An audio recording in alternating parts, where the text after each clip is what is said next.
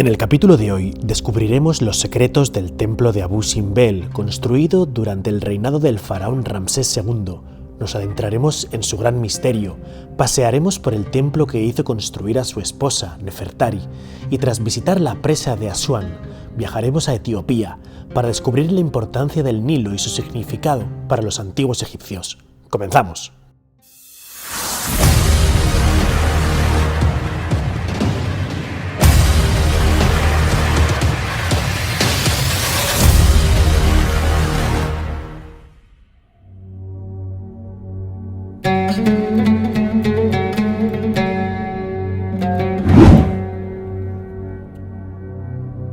Abu Simbel, el teatro de los sueños del antiguo Egipto, el templo de Ramsés II. El templo de Abu Simbel, sin lugar a dudas, tal vez el icono más grande de Egipto después de las pirámides. Y es que este templo, construido por Ramsés II, fue descubierto por Johann Ludwig Burckhardt en el año 1813, el mismo descubridor de Petra, y 2 años después, en 1815, fue Giovanni Battista Belzoni quien comenzó los trabajos arqueológicos para desenterrar todo el templo, ya que en un principio, cuando Burckhardt lo descubrió, prácticamente solo se veía un poquito de la cabeza sedente de Ramsés II, de uno de los 4. Vemos que falta prácticamente todo el cuerpo del segundo de los Ramsés, está debajo, la cabeza está justo ahí abajo, y este, sin lugar a dudas, es uno de los templos más fabulosos en cuanto a las obras de ingeniería que en él se han practicado. Hay que recordar que en los años 60, como consecuencia de la construcción de la presa de Asuán, hubo que desplazar el templo alrededor de 68 metros más arriba y 200 metros más hacia atrás, unos 250 aproximadamente. Fue una obra de ingeniería brutal donde más de 50 países intervinieron, entre ellos España. De hecho, a la hora de realizar el recorte de cada uno de los bloques del templo de Abu Simbel para ascenderlos justo a este punto, fueron canteros gallegos los que se encargaron de esta compleja operación. Vamos a entrar en su interior para conocer un poquito la historia de Ramsés II y Abu Simbel.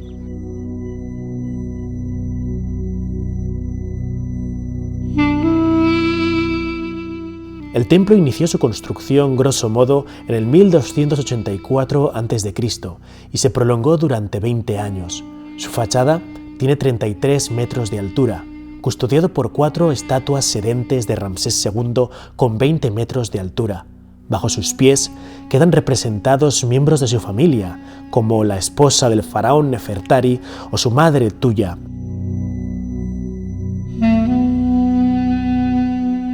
Abandonado por el paso del tiempo, fue cubierto por la arena hasta que Johann Ludwig Burckhardt lo descubrió en 1813.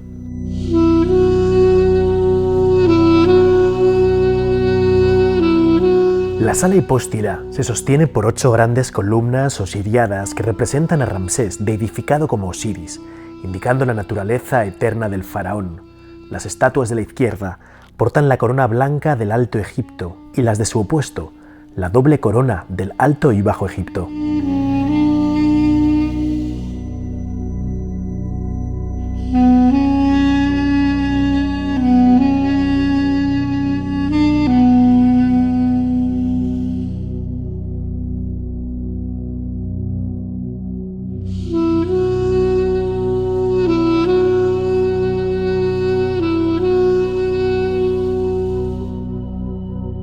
Poco a poco avanzamos hasta llegar al Sancta Sanctorum, el lugar donde se da uno de los milagros de la luz más imponentes del mundo. De derecha a izquierda observamos a Horus, el propio Ramsés, Amón y Ptah, este último divinidad de la oscuridad. Pues bien, los días 21 de octubre y 21 de febrero, respectivamente cumpleaños y coronación del faraón, al menos así se piensa, los rayos solares penetran hasta ese punto, iluminando las 3 primeras estatuas, dejando en penumbra a Ptah, evocando su relación con el inframundo.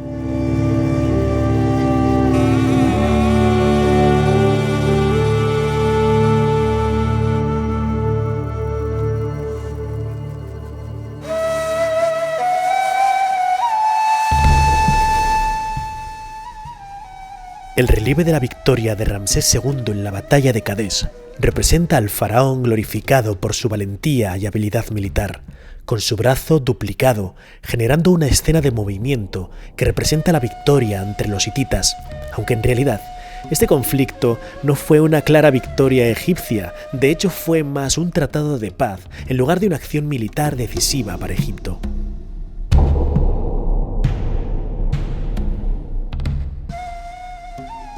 Ramsés se muestra solo, abandonado por sus hombres, pero gracias a la poderosa fuerza de su padre Horus, vence a todos sus enemigos.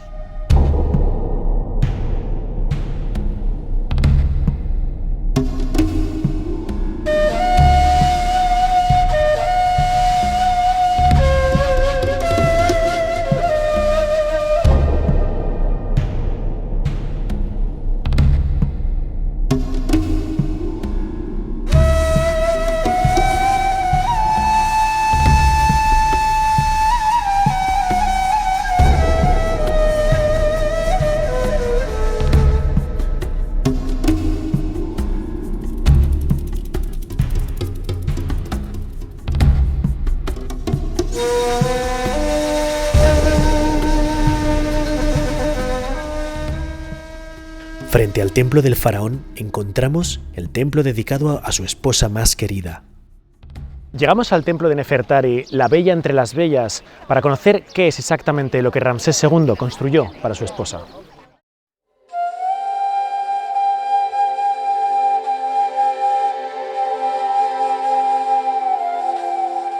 Situado en la orilla occidental del lago Nasser, el templo de Nefertari fue construido durante el reinado de Ramsés II, dedicado a la diosa Hathor y a su esposa.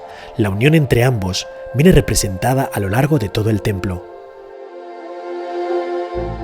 Sin tiempo para más, abandono Abu Simbel, con la intención de reflexionar sobre el Nilo y su importancia. Para ello, me dirijo a la presa de Asuán. Un momento, amigo mío. ¿Sabías que cada vez que pulsas like, haces un comentario o compartes el vídeo, me ayudas a que el canal llegue a más personas? Gracias por tu apoyo. Desafío Viajero, somos todos. El lago Nasser y la presa de Asuán son, sin lugar a dudas, los culpables de que hoy en día las crecidas del Nilo estén perfectamente reguladas.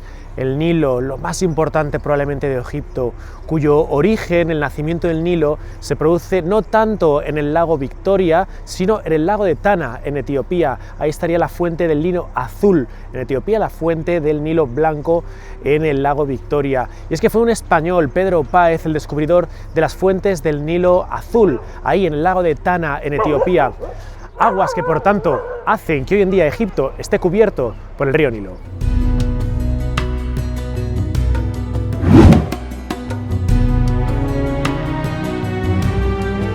Viajamos a Etiopía para surcar las míticas aguas del lago Tana.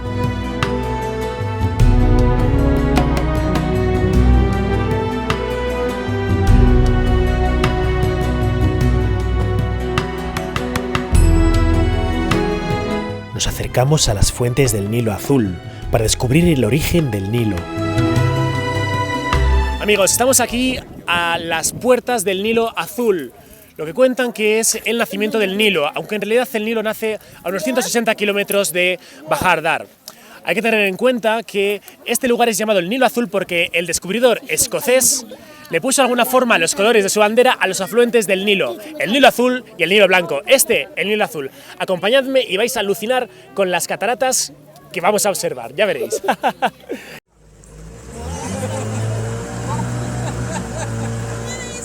Por fin hemos llegado a las cataratas del Nilo azul. Estas impresionantes cataratas, con una caída de entre 45 o 50 metros, en época de lluvia, que estamos hablando de los meses de julio, especialmente de agosto, alcanza una longitud ni más ni menos de 400 metros. Este lugar es una maravilla natural, cuyo fluir determinó la existencia misma del Nilo y por ende de Egipto. Por eso, regresamos al país de los faraones para comprender más sobre la magia del Nilo.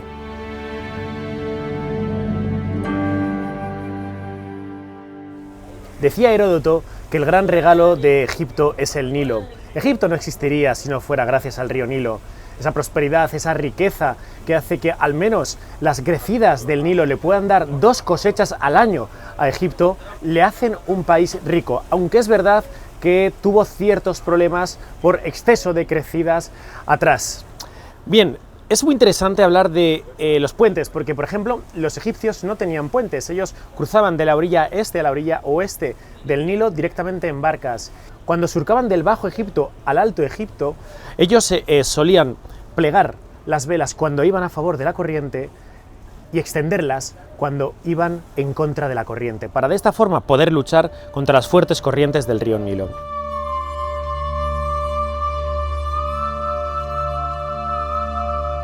El dios Hapi, que habitualmente suele venir representado como con un hombre con senos, que así tiene esa doble sexualidad, ¿no?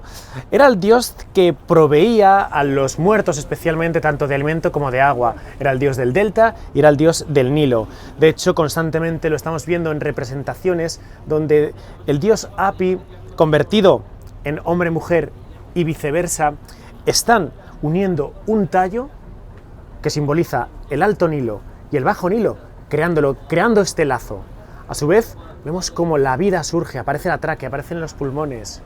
Y de alguna forma es lo que simboliza el río Nilo, es la vida, es la vitalidad y la energía de este país.